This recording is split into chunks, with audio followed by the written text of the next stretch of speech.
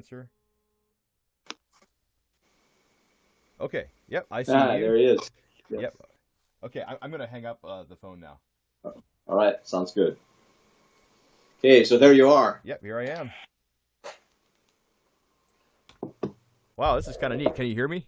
Yeah, yeah, this is Rick. Can you hear me all right? Yeah, I think so. Let me put my headphones on. There we go. Let me put the. Okay, I've got you on the speaker here on top volume, and I can hear you good. Okay. Yeah, got fresh coffee. Okay. It looks. I need some fresh coffee. Mom, it just made a pot. She is not. She's half sick. Half sick. Yeah, Okay. yeah, and yeah, you know that Troyer hoeste. Yeah. Okay, the Troyer hoeste, Yeah. and just like a hacking cough to the point where I'm almost saying, hey, you got to go to the doctor Yeah. because you can't keep this up. Huh. Yeah, is the background all right for me, or is there too much light if I turn? No. It looks perfect. It's right on. Okay, Yeah, it looks good. all right. Yep. So Okay, so that's in what is this at your office at home? yeah, that's right. You can kind of you can see my camera sitting back there, and Yeah, there's my microphone and stuff. And yeah, I'm just sitting at my desk. My desk. You can see the beautiful wallpaper on the walls around yeah, around me here. yeah. So it's quite the deal. Yeah. Yeah. So the project that I'm working on here is for my history class. And for the history class, there's a. Is this too loud? No, No. not Okay. All not right. for me. Okay. All right. Good. So for my history class, whoop, there's a.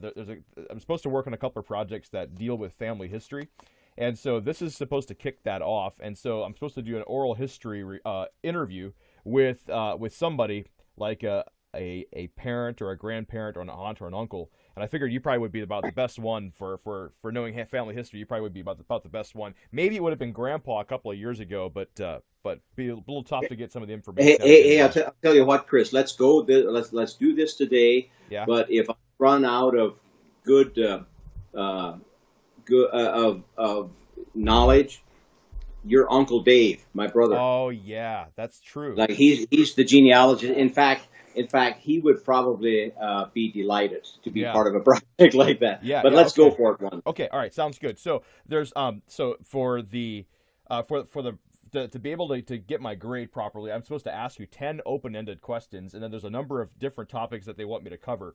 And so if I'm asking sort of stilted questions sometimes, that's why, because I'm looking for very Okay. specific things. But then I'll just kind of let the conversation go where it will. Also, do you have some sort of time constraint that you're working with here? Like, do you have things you need No, to do?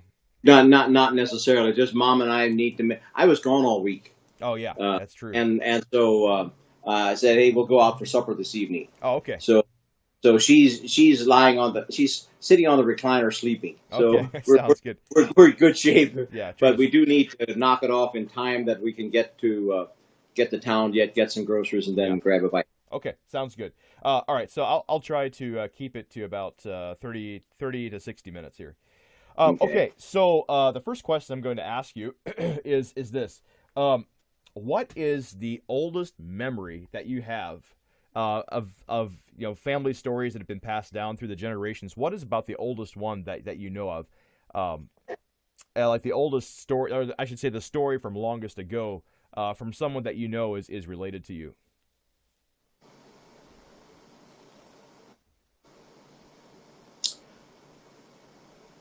I think the oldest story that's a first-hand story Mm-hmm. is when Well, hang on one second. What do you mean by first-hand story? a story that was told to me by someone who was there. Oh, okay, sure, okay, Okay, so told to me by uh, someone who was there, or who received it firsthand. mm-hmm. So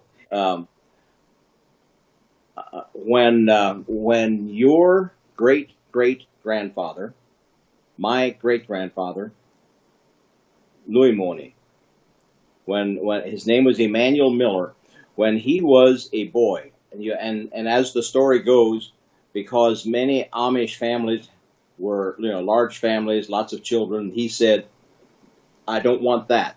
and so he decided that he would not get married until he was uh, older.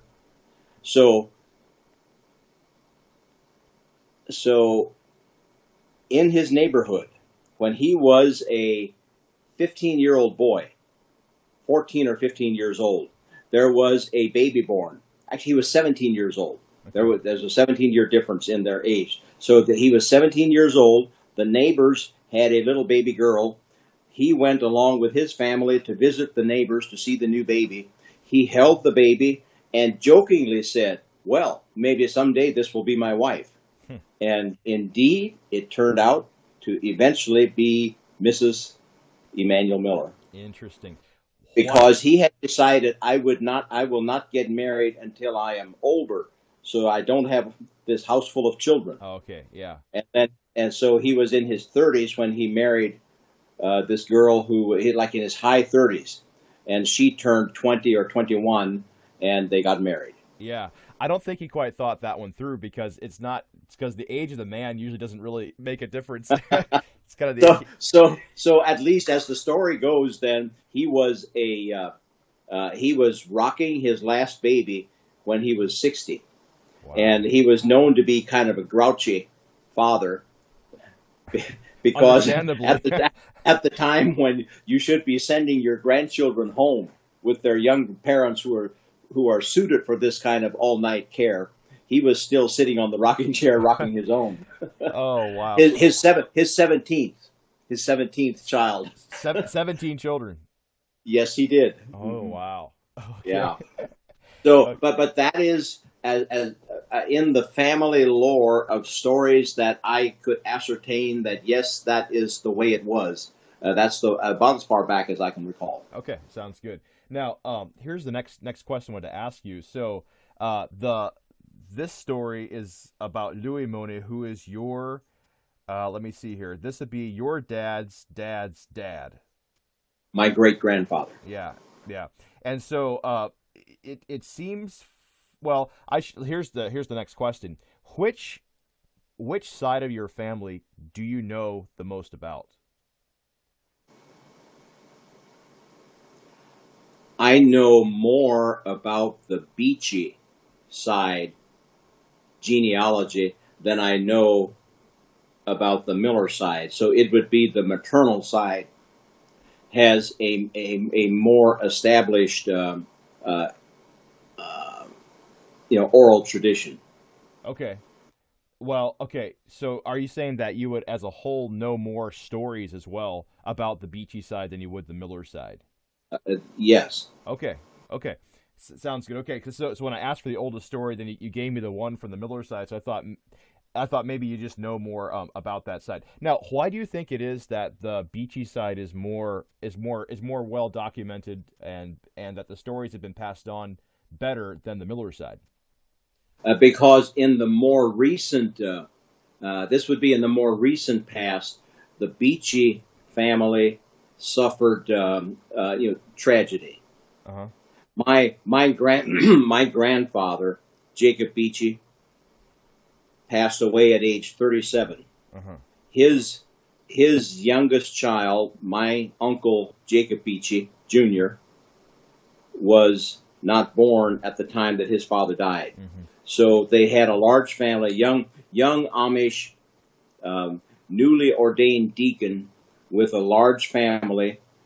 His wife was pregnant, and he was cooking maple syrup during the night and caught pneumonia. Mm-hmm. And at the time, there was no treatment for it, no antibiotics, and so no effective antibiotics, Mm-hmm. and so he died. Mm-hmm. And leaving his wife with a large family, the youngest child not born yet. And so, out of these tragic circumstances, there was there came a strongly knit family with with a strong storyline about how it was that friends came to their aid and prevented the family from being torn apart and children placed in other homes and things like this. Mm-hmm. So I think it was that the emotional trauma Mm-hmm. of the loss of a father early that kind of created this strong sense of family identity. It is a really a compelling narrative. It really is. Now, the sort of a follow up question to that is the I also know my beachy side relatives quite a bit more. You know, beyond my aunts and uncles and cousins. I know the beachy side a lot better than the Miller side because of the Beachy reunion.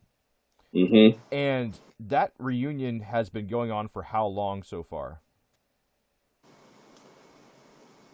Well, I am now 62 years old, Uh huh. and I suppose that I have things I can remember from, let's say, when I was 4 or 5 years old. And I remember the Beachy reunion. My Hmm. earliest recollection of the Beachy reunions are from the time when I was a little boy, way too small to help play softball. Hmm. Well, actually, I guess that was it's kind of a dumb question to ask because the question isn't really when did they start because it was just a family gathering, right? And Hmm. I think yeah, the Yeah, question exactly, yeah, exactly. what I'm really trying to get at is I guess is it ever going to end? So what I'm really trying to get at is why do you think that the Beachies are still getting together after so many years, after so many generations have sort of come and gone? Why are the Beachies still getting together after all this time? Well, let me respond by telling you what we did at the Beachy reunion this past summer. Okay. Because earlier, the Beachy reunion was the softball game in the afternoon was like the high point of the year for the Beachy family, Uh huh. and for bragging rights for the year. The married men would play the boys, and it would this would be eagerly anticipated for months and talked about play by play, blow by blow for months Were they afterward. were they very athletic? Is that kind of why They, this was they such were a big deal? very athletic and very competitive. Okay. Yeah. And so, uh, but as the years went by, those of us, so this past summer we met at Owens Field. Uh huh. The reunion was at Owens Field, so that there's a ball diamond, and so we were sitting around after supper, and nobody went to the ball diamond except the little boys that were about the age that I first recall going to the beach reunion. Hmm. Too little to play, couldn't even have an organized game. Hmm. While we sat and I didn't hear one new story. I just Hmm. heard the old stories repeated again. And when you only get together once a year, they're always good for another laugh. Yeah. Yeah, they're always good for another round of emotion. Uh huh. So some tears are shed, and Jacob Jr., the one who had not been born when his father passed away, is now the only remaining one that is would still be in reasonably, have reasonable vitality and good health, and so he's really seeing the horizon himself, and so he's like the patriarch who now uh, uh, is the arbitrator of exactly how did this happen. Hmm. Okay, Hmm. and so yeah, so why does it last? Why does this family reunion continue for all these years? It's because the storytelling and the lore, the Hmm. storytelling, the history, the sense of identity is just it's repeated. We laugh again, we cry again, we tell it again, and the young ones are trained in, and as Yeah. the old ones pass off the scene. Yeah.